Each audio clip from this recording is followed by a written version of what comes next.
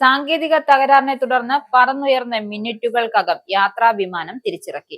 ഇൻഡിഗോയുടെ Airbus A321 നിയോ മോഡലുള്ള വിമാനമാണ് ഇന്നലെ രാത്രി 7:42 തിരുപ്പതി വിമാനത്താവളത്തിൽ നിന്നും ഹൈദരാബാദിലേക്ക് പുറപ്പെട്ടത്.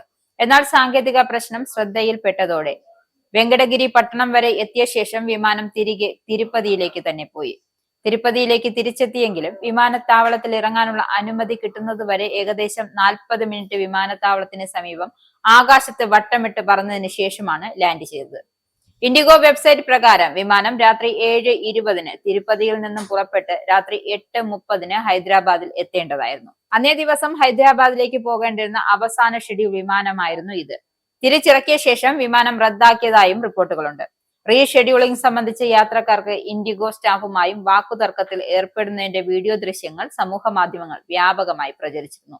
ഈ സംഭവത്തിൽ ഇതുവരെയും ഇൻഡിഗോ ഔദ്യോഗികമായി പ്രസ്താവന പുറപ്പെടുവിച്ചിട്ടില്ല.